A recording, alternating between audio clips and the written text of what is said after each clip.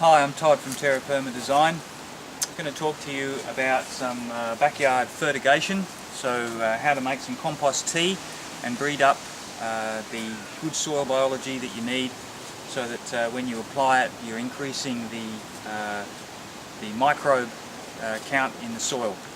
So what we're doing here is I've got a 200 litre food grade plastic barrel, which is easy to get from recycled sources, and I put a overflow pipe in and an inlet flow, and this can come from either a rainwater tank. In our case today I'm going to actually fill this up from the bore, so I'll be able to connect an inlet to this with a valve, and this will fill up when I turn the bore on. And we're going to place into that, we're going to have some really good high quality compost with a known source of good microbiology. So we've got all the great little microbes in here that we want to have in the soil. And I'm also going to feed that with some molasses, okay, which is just a livestock grade, almost only the first step in the refining process of cane sugar, and that's going to be a food source for the microbes. And we're going to brew them in this bucket for about 24 hours, and we're going to aerate it. And so what I've got is an air line made from an old garden hose, which is coming from a pump plugged in at my workshop, and this line will run around the garden. And this is a 200 litre tank, and the pump is 200 litres per minute. So if you had an international bulk container of 1,000 litres, then you need 1,000 litres of air per minute. Okay, if you have 100 litres, it's 100 litres of air per minute. So whatever scale you're doing this on, it doesn't have to be big, it can be done in a small bucket. You need the equivalent amount of litres per minute in aeration.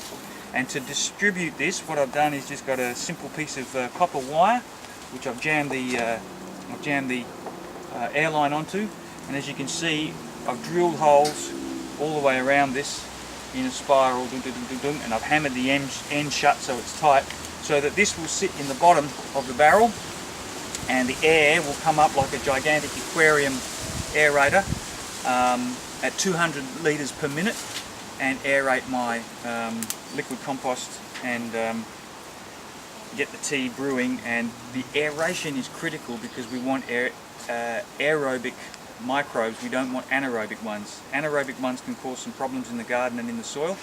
We want highly aerated. So this is going to drop into my tank. Just put that in the bottom where there's nothing in there at the moment, and then we'll add our compost, or we'll fill it up with water first, then we'll add our compost, our molasses. And I'll also take this opportunity to put in some seaweed concentrate. I'll put in about 500 mils, or about a half a litre of the molasses and the seaweed concentrate.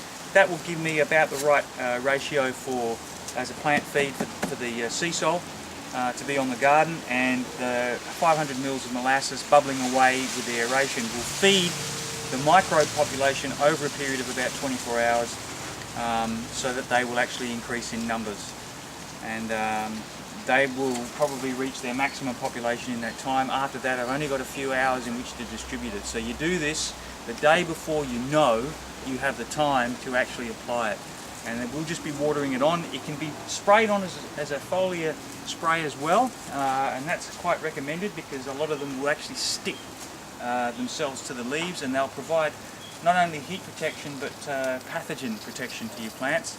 In this particular case tomorrow I'll just be putting it in at the soil level and feeding the soil.